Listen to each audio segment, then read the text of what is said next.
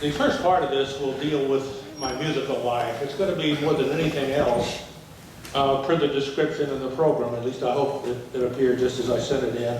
I haven't seen the program yet.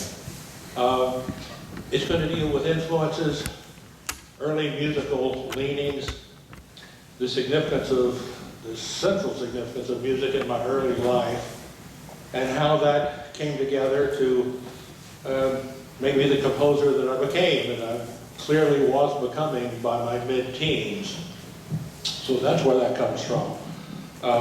Then I'll go into some brief discussion about my other work and the effects of dream-oriented life upon the expression that means the most to me and the bulk of the expression I pursued as a painter, poet, and sometimes as a composer. And we'll see some of these images. And then I'll read a poem to conclude the presentation. So if we're ready with the video, I'll go ahead and start. Some of this is written, some of it I will extemporize as supportive material of what's written. From earliest memory, music was my torrid passion. It was central to all that I valued and sought to experience. It was the primary lens of life. It was the utmost trigger and vessel of feeling for me. I longed to make music in every way possible, and to this end, my parents gave me quality toy instruments, including a trumpet, drums, and pianos. We lacked the space for a real piano until I was 6 or 7, at which time we acquired an old Schuler upright. A piano teacher was found, and by the time I was 8, I'd written my first piece, a waltz that I still occasionally include in concerts. Two other landmarks of musical experience in this chapter of my development became foundational. One was an album of waltzes by Johann Strauss Jr., which Mama brought in from the grocery store one day. And the other was a Chopin album, which I think my daddy found at our cousin's much smaller store in Creole, where some of my earlier years were spent adjacent to the town of Moss Point on the Gulf Coast. The first of these extended my perception of an unsparing, gnawing beauty that had already taken root in my psyche, especially regarding melodic content of music. The second, the Chopin album, thrusted me into realizations of life-encompassing powers that even music had never before shown me. I remember the G minor ballade, in effect telling me, this is the larger picture of what life is about. This is the ultimate insight and aesthetic expression of the essence of meaning itself. That's how strongly it hit me, and I still believe that about the music of Chopin and all music which penetrates into the human interior. Thus, my earliest chapter in a life of composing unfolded. Painting, writing, taking up rock guitar were all parts of my turning away for a while from serious music, or at least minimizing its role in my life. Then returning at 14 marked my next years. My listening again to parts of Rachmaninoff's Piano Concerto No. 2 had a great deal to do with that. At that point I said, I must step back in and equip myself by whatever means to become a composer. So that was when I was 14, 1969. A little later I discovered the music of Charles Ives, who I think is easily, arguably, our greatest composer, those of us from the United States. Charles Ives, the most innovative, prescient, and iconoclastically provocative experimenter, long before, in many cases, in his innovations, the famous European modernist experimenters had begun what they were doing. You find elements of atonality, polytonality, polyrhythms, notation without bar lines. All of this happened with Charles Ives, the idea of aleatoric music, of operations from disparate areas, of an ensemble in one area, one in another, and that came from his early life experience of his father, the band leader, who was a teenage band leader in the Civil War, marching bands from different directions and soaking up that wild set of possibilities. So that's Charles Edward Ives. Hearing Ives quartets number 1 and 2 simply yanked me into the 20th century fully. That was probably when I was 15. So that opened up the whole of modernism and what would follow, postmodernism, which encompasses tonal music, and those of us who have returned in every way, if we ever left, to tonality and the major minor system. So that's a huge part of what happened for me as a developing composer in my teens. Another major event was what amounts to a discovery of, although it was really a rediscovery of ragtime. Now, I had heard ragtime via the 50s revival recordings, and some of which actually moved into the early 60s. So by the end of the 50s, I'd heard ragtime in one form or another. Some of my sources likely being those that have had such an effect on Adam's life. I know that Dick Hyman was one of them, and it's possible that I heard some of what Johnny Maddox did. I definitely had a big, tiny little recording, and I think I still have that.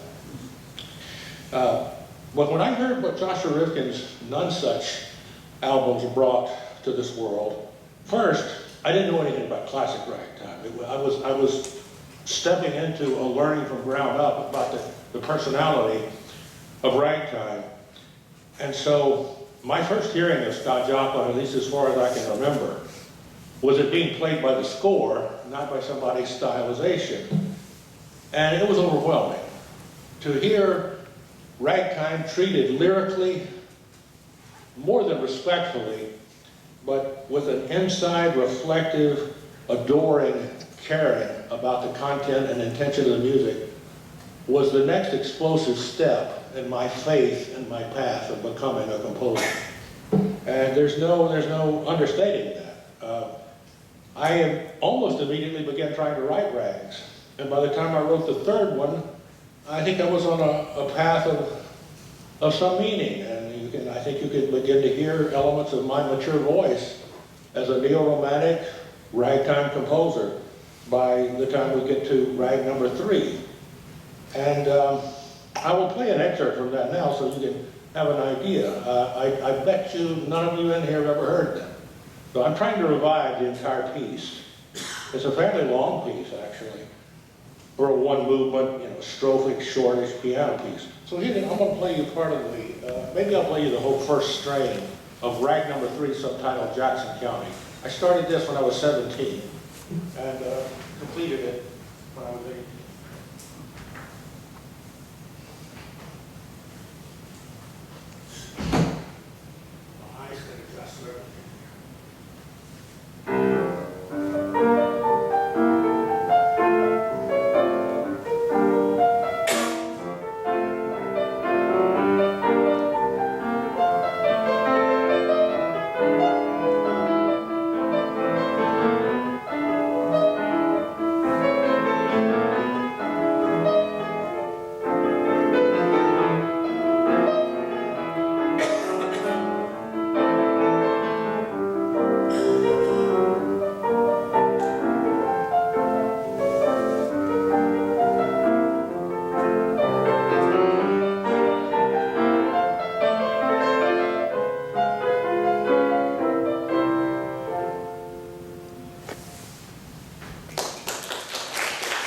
Thank you. I'm having trouble seeing things a bit, but I developed Bell's palsy early this year, and I still have a lot of it, and it distorts vision in my right eye, and it leads to some disorientation. It's supposed to fade away completely, hopefully before this year is over. But that's an example of my lyrical bent, which became a mainstay of my orientation toward melodic music in general, both as a performer and as a composer.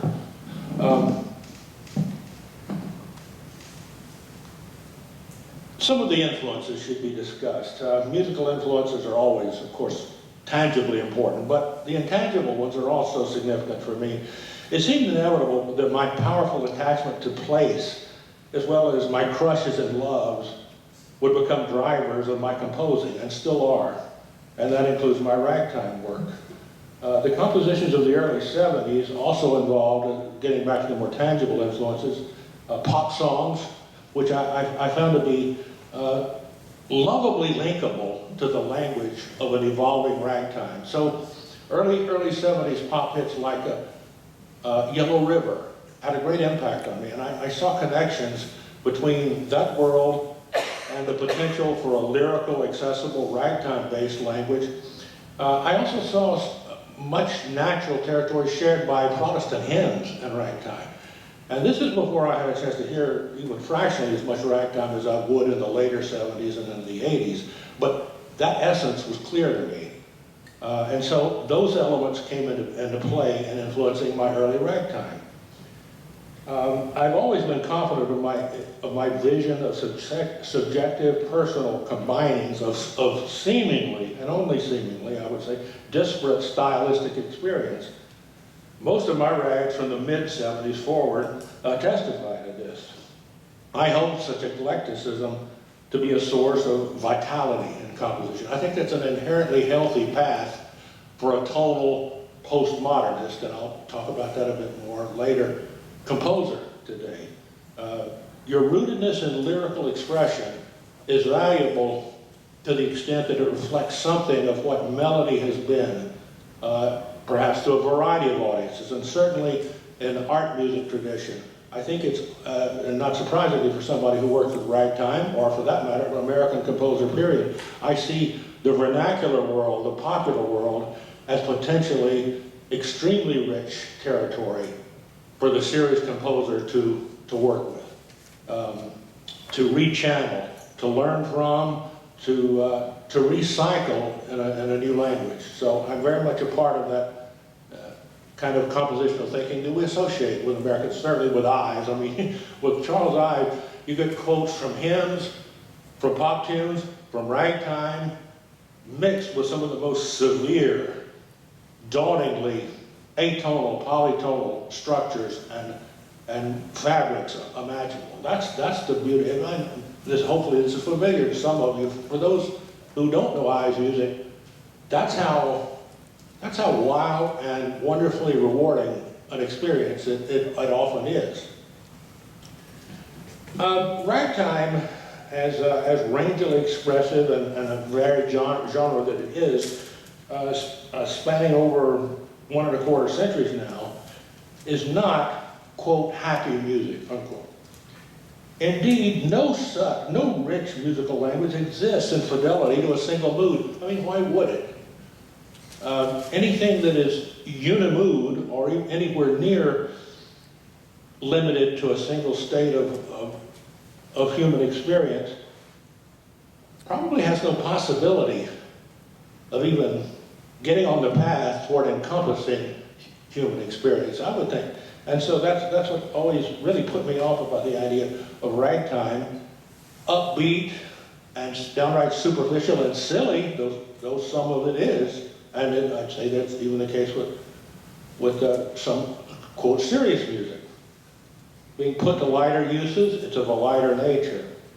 But despite that, it's quite clear, if you listen to a variety of classic ragtime, you can't come away thinking that seriously. You might have been conditioned to look for it and therefore project it. But if you listen to, say, any given 5 rags by Joe Lamb, I don't think you're going to come away with an unbiased view that it's, quote, happy music. It's many things. Just as great art is almost invariably many different things, many viewpoints, many components of human consciousness come into play. That's where the richness lies. But beyond that, I want to make this clear because there have been so many scenes made over this question in my life. Early ragtime alone attests to the breadth of the music's personality.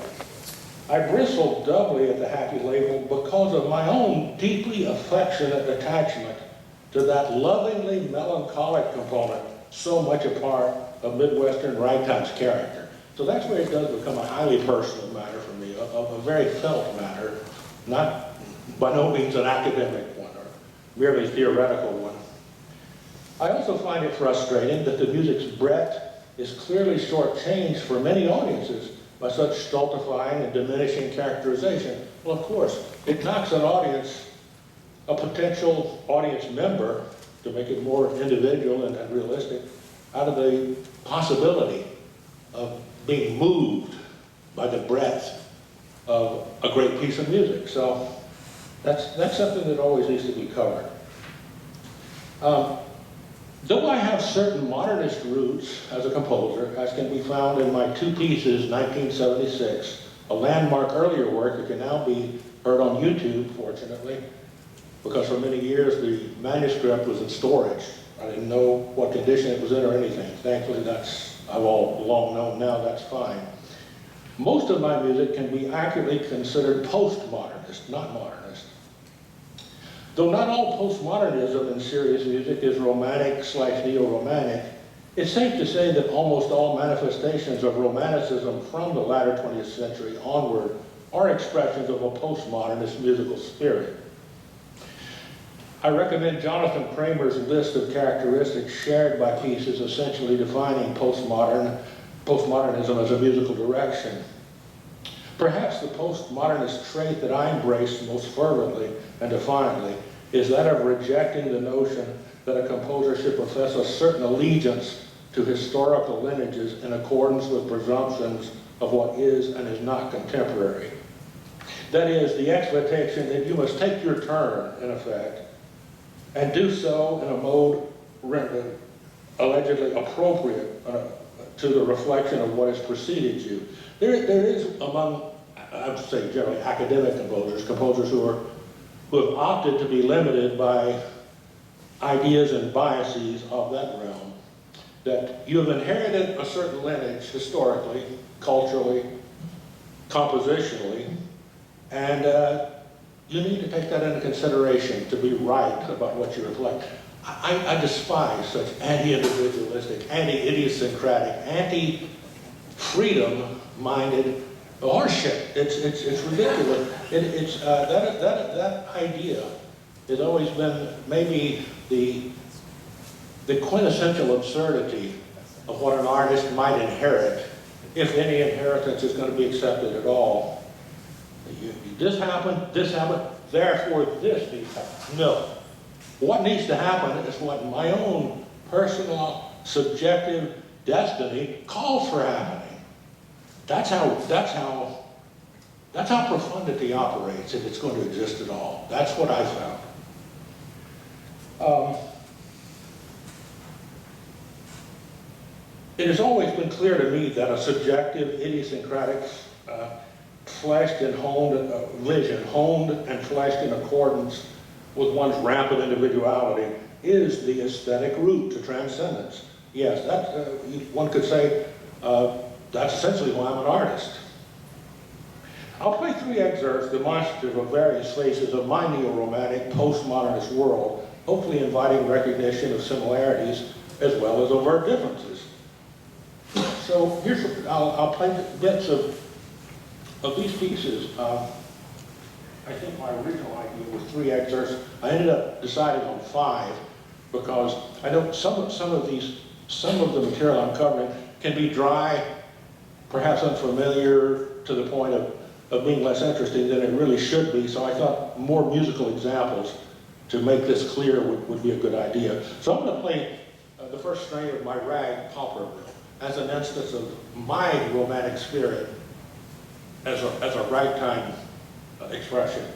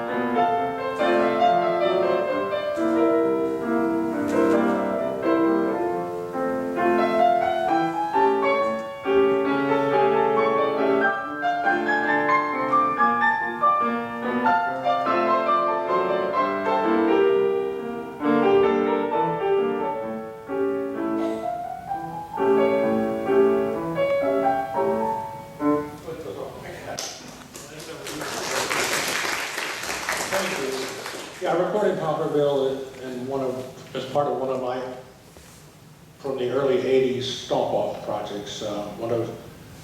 I think it was All Through the Bottomlands, but I recorded it later, and now there are other versions on YouTube. One of the great strengths of having that venue. Here's a good example of bona fide neo-romantic music, my way. This is the opening of my Nocturne No. 1 from 2009.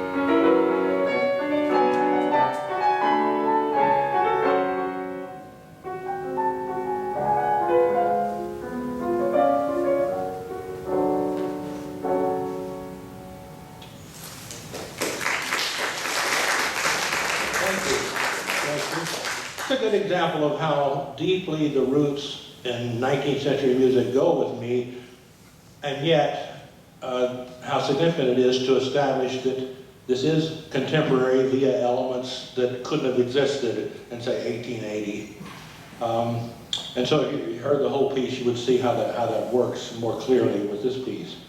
Another very romantic piece, but of a very different nature, is my Intermezzo No. 1. I play this in almost every concert that I do that is devoted to a cross-section of my work, especially in the new century. Well, this will tell you a lot more about my romantic thinking.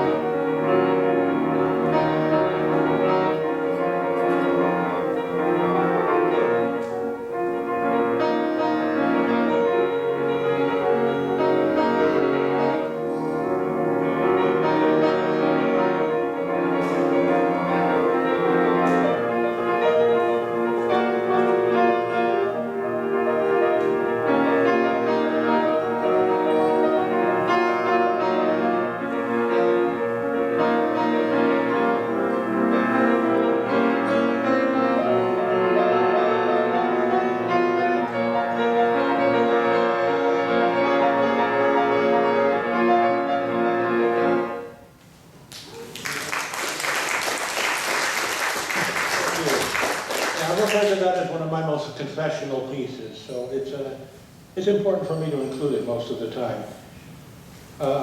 That piece dates from primarily 2010, 9 into 10. Now this piece, the next one, is a work that I regard as perhaps my first successful composition. I mean, truly a work that truly has a place in any context and any kind of programming of my work. I wrote this in 1971 when I was 16. I'll play you the first section of For Bridget.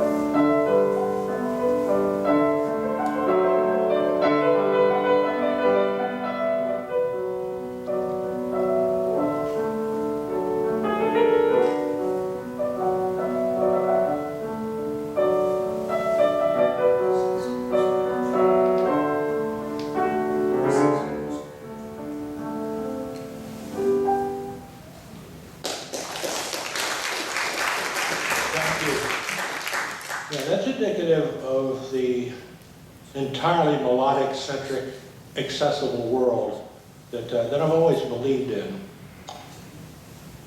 The last of these excerpts comes from my Choctaw County Memories, This is a ragtime-influenced bluegrass-like driving rhythmic conception. There's only one theme, and I play it differing numbers of times per the situation and how things strike me. They're loose, extemporized variations in each case on the theme.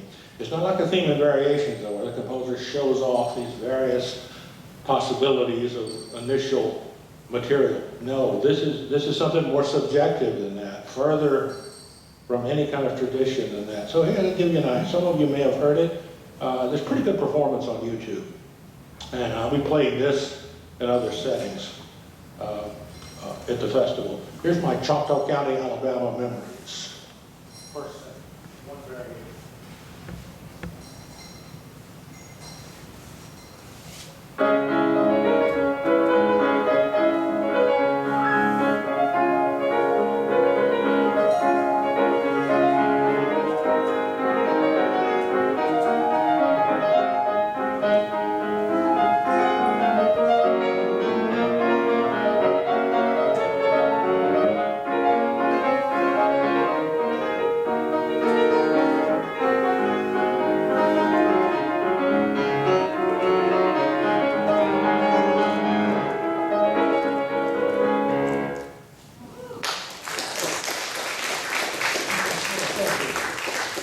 Yeah, it vacillates constantly between a minor and major throughout. That gives you an idea of what the various iterations of the theme sound like for the most part. The cadences of the theme vary quite a bit at times, but the opening in all cases is almost identical.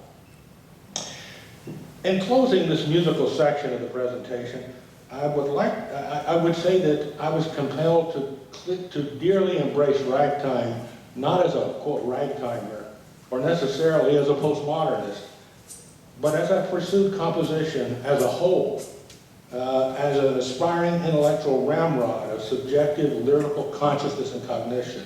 Yeah, anything less ambitious, less determined to exploit one's own interior and therefore give partakers a chance to know their own, it's just not of much interest to me. If I want to be, quote, entertained, I have an entirely different path from it. I don't choose lightweight music. Music is too sacred to me. It's too much of the stuff of what I've often said religion should be about. To some extent, some perhaps are. I've often said my concerts are what church claims to be about. Too often is not. But it is about the ultimate communing, the ultimate knowing, the ultimate understanding with all equipment that an individual can possibly bring to an aesthetic experience. That's what I'm after.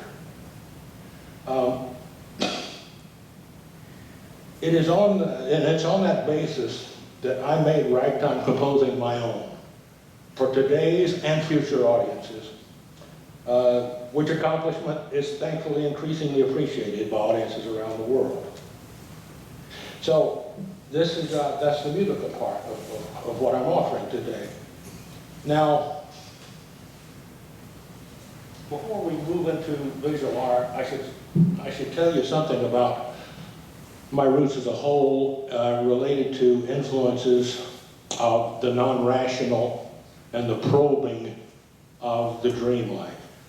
When I say in the description of this symposium that the onarism, the oniric, is key to much of what I do, yeah, I'm talking about my recognition from early in life that the parts of reality that seem to enter the more, the capitalized more, that we might be, and I'm convinced that we are, beyond the material, really can be accessed by some embracing, by the right kind of perceiving of elements that are not a part of merely rational belief systems.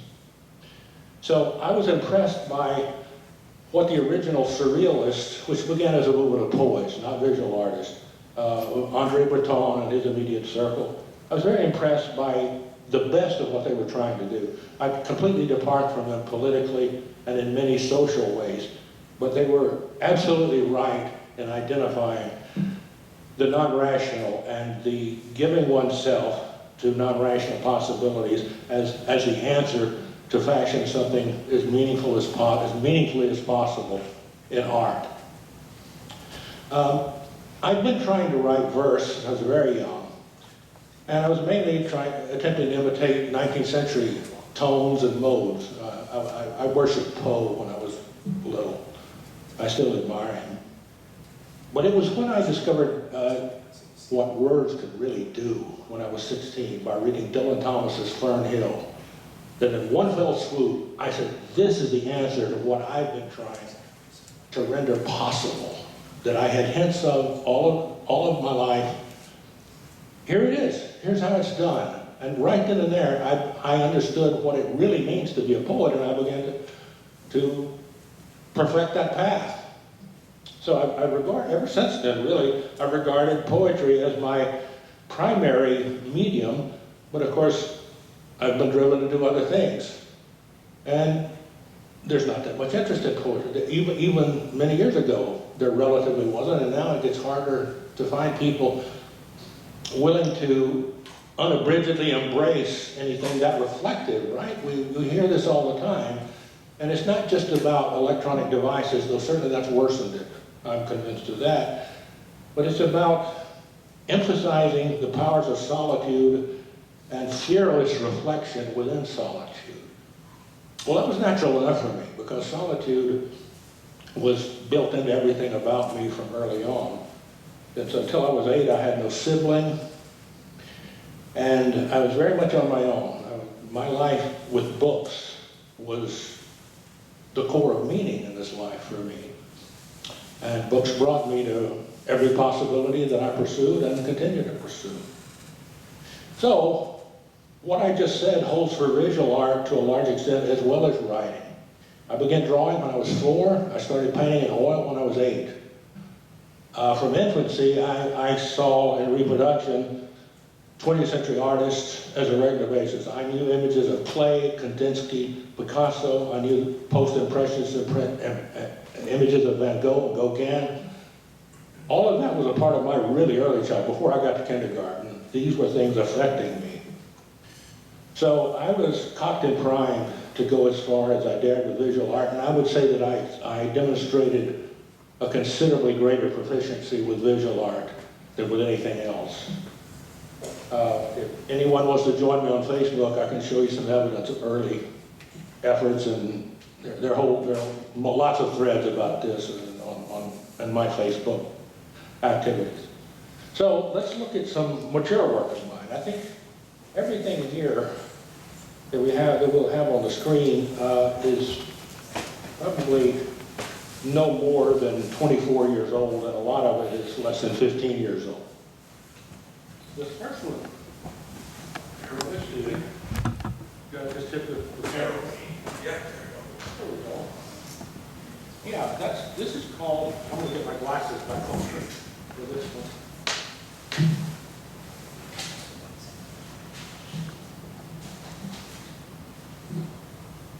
This is, do you hear me when I'm this far from the microphone? Or should I get, okay, good. I never know. This is called Of Mills, Horses, and Piney Poppers. And the piney popper is a phrase from a poem by Isaac Fred Dale, who very dear friend of mine, who dedicated. David, use the mic. Okay, I better get back over here. So I'll be okay. That's fine. Just so I'm used to it enough, and I can cock it a little to in this direction. Horses, Mills, and Piney Poppers. That's the correct order in the title. And it comes from a poem by Isaac Fred Dale, the Piney Poppers, a poem that he dedicated to me years ago. But in this, you see many of my own private iconic elements. And again, I'm going to look back up here. I grew up virtually in the shadow of a paper mill. There was logging, log trains, log piles, the constant coming and going of logs from the interior, just north of the coastal and semi-coastal world where I grew up. And so it was an extremely influential part of my image universe. So that's where that comes from. UFOs are something, are a topic that has affected me since I was 12.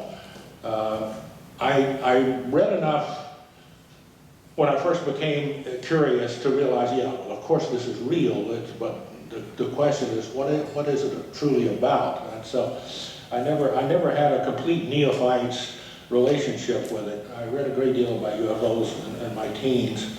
And it's interesting to see where things have gone in these more recent years with people like Greer and his revelations and his claims. I think he's honest and accurate. So you'll see that again and again in my work. And here you have states that have so directly influenced my whole life: Missouri, Mississippi, and Alabama. So the three states where I've officially lived, until I had to get a California residency for other reasons, for purely practical reasons. So I finally kind of got used to that, but these are the places where I'm from.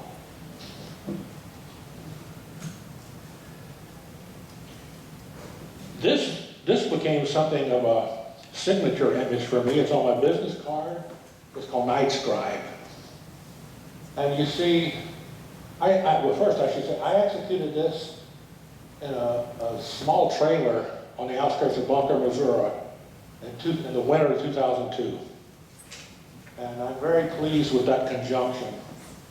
I remember so much what it was like just to start it, and how Teresa, my wife, was with me then before she went back to the West Coast, because I alternated back then.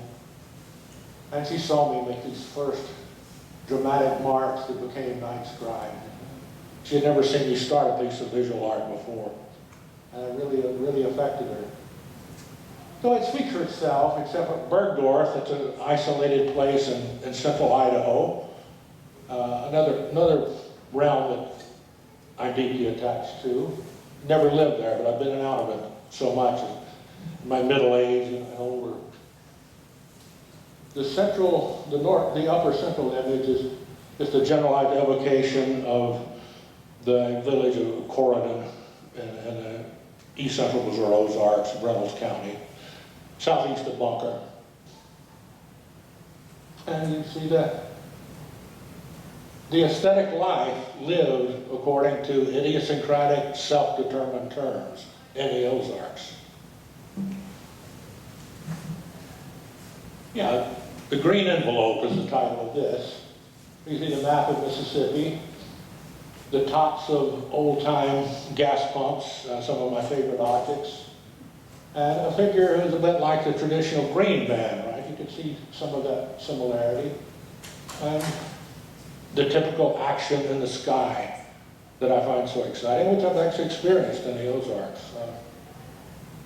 UFO activity, there was a big flap around Reynolds, Dent County in maybe 2003, 4, and I saw one example of what people were seeing.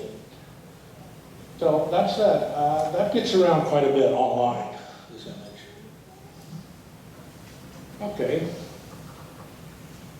This is more typical, perhaps, of recent work of mine.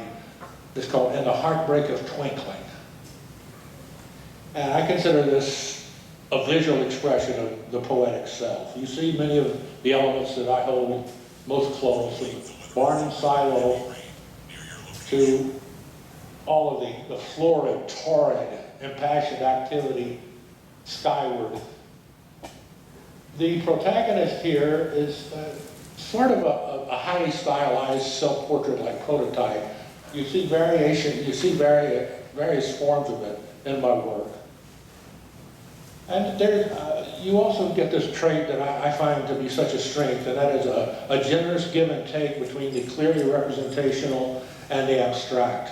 The non-representational and the representational coming together in the most insightful ways I find to be the most stirring ways to handle a visual language. And so that's a big part of what I've done most of my life. The next one is, that reproduces well. Good example of my opaque use of colored pencil on a watercolor underpainting.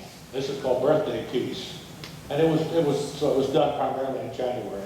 This is closer to the self-portrait prototype that peoples so many of my works. Still not entirely quintessential, but it's more in keeping.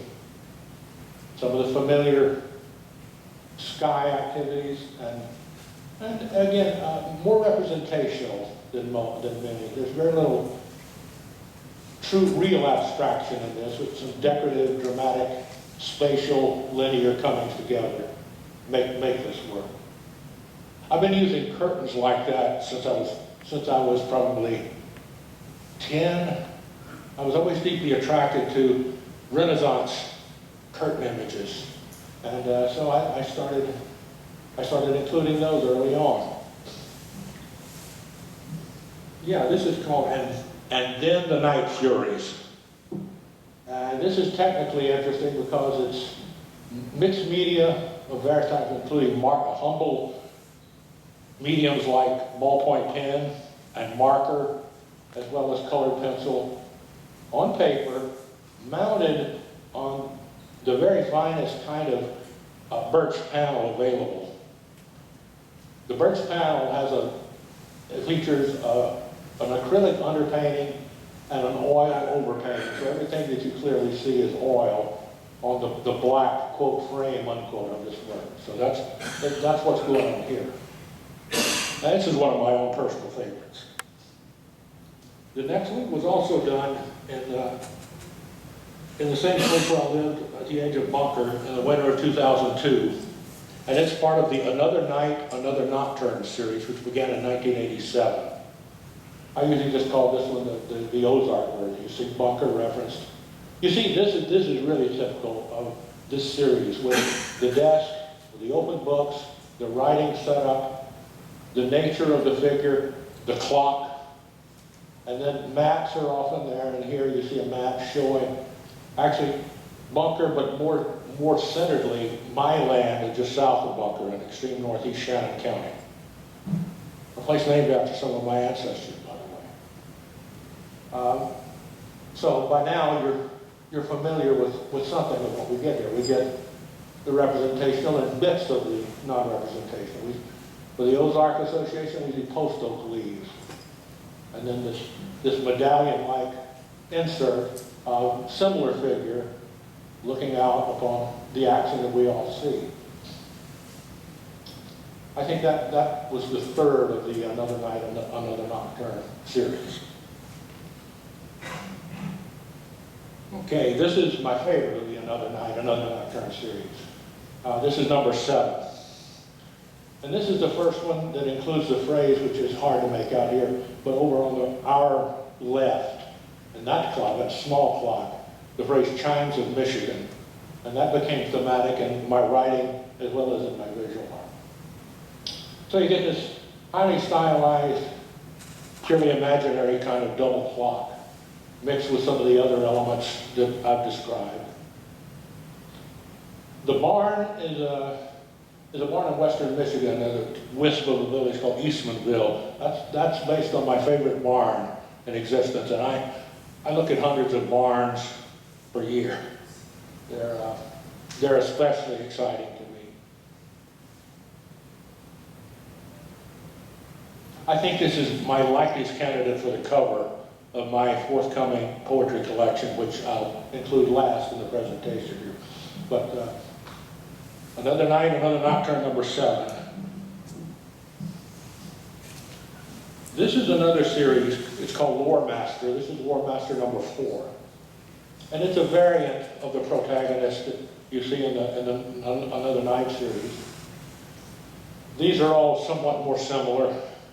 They're more like traditional portraits, albeit highly imagination-charged ones.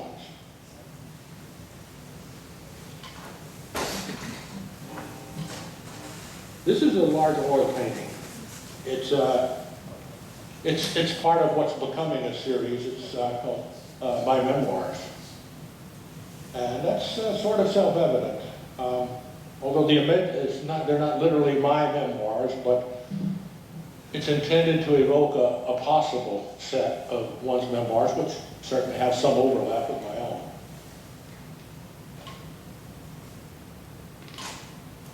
but that gives you a good idea of the difference between how I often handle oil and how I handle colored pencil dominated mixed media. Well, this has been seen by a lot more people. This is the cover of my volume 1 of the collected the complete piano music of Scott Joplin, which it still isn't finished. This is the only one that's been released. But this cover was executed with that project entirely in mind. So what you see here, in addition to a Victorian house, which I can't remember not being affected by every chance I had to set eyes on one, and a sort of an imaginary rural scene in the leftmost panel of the triptych. And in the right triptych, we see Scott Joplin in the street of a small town. And in the kind of solitude that I treasure and all that might go with an artist soaking that wonderful image realm that we see before him. So that's it. It's called Scott Joplin's Midwestern Soldier.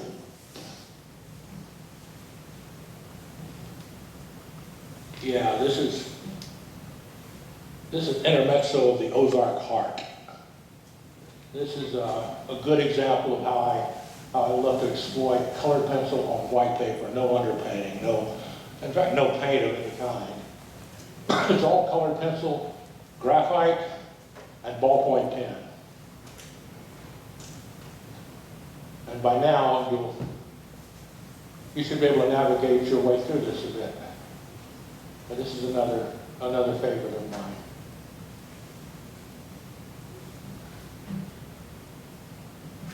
This one was in a big group show at the Hickory, North Carolina Museum of Art in 2017 and 2018. It's called Books/Pinery. It's a bit different from anything else shown today, but it's not atypical of my work overall. See the reference to the books and to the figures and some sort of interchange. At least a stance of regarding one another. You can find, and this is usually not planned, but emergences of faces in various parts of this, other than the two main figures, such as in the generally purple house at the top. It too is mounted. It's on paper, but mounted on painted birch, acrylic and oil. It takes a long time to do one of those because of the precision needed for painting the frame-like part component. This is a bird called Dixie, Idaho. This is another central Idaho evocation. Very, very remote place, nowhere near any pavement, but which has a lot of structures. It's a real community in its magnificent apartness.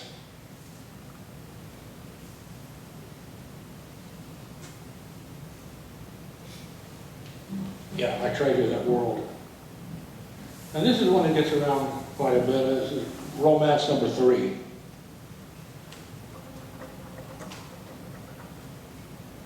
There you see musical manuscript with actually a fragment of a composition that I put together just for this piece, collage. So it's multimedia on paper with music manuscript collage.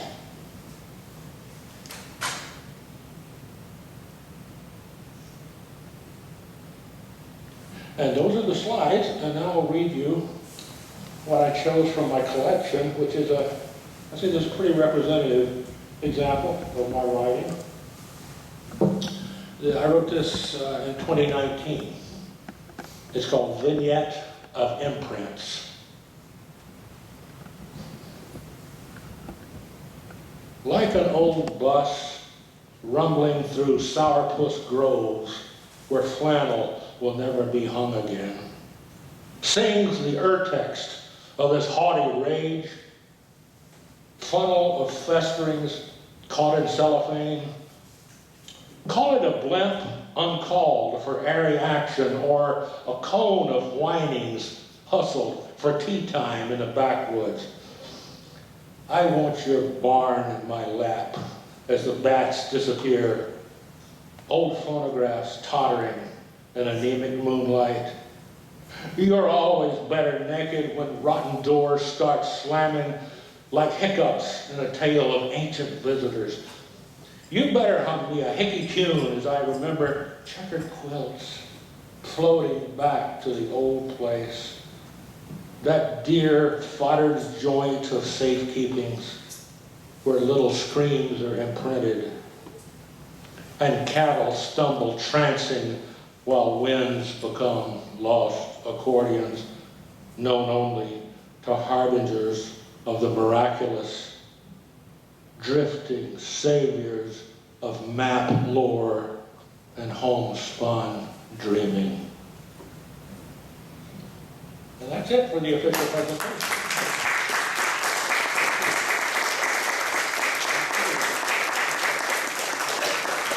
Thank you. And I think Adam had said we should allow a few minutes for possible questions as well as to make way for the next presentation. So if there are any questions, I'll entertain them. That goes for the musical world as well as the second half of what's happened today.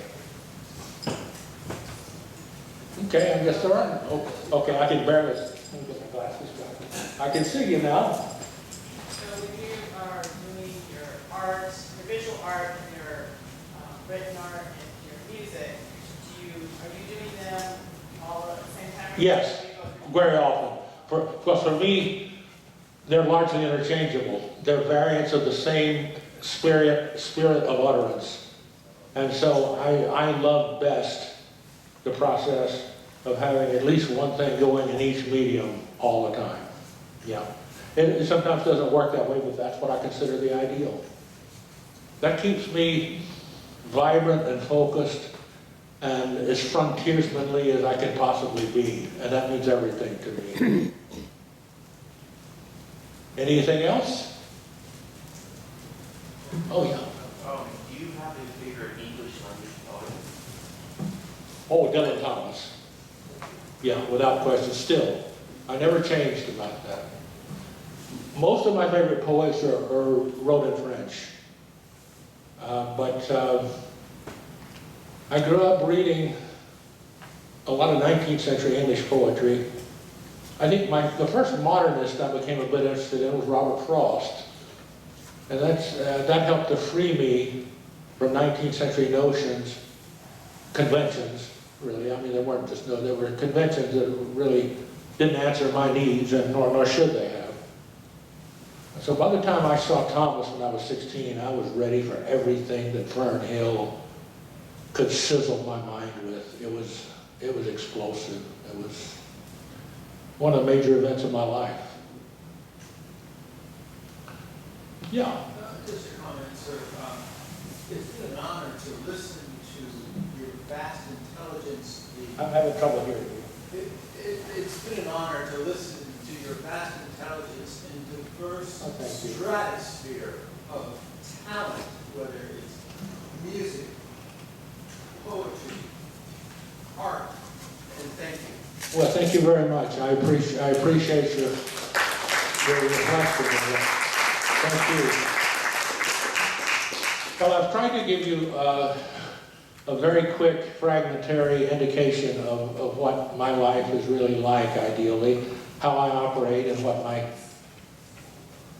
essences, at least to me, consciously are. This is what I work with. So I'm very glad that we could share this, and I see that our timing is right there, so I guess it's worked out very well. Thank you all for being here. I look forward to seeing you in conference and stuff. Thank you.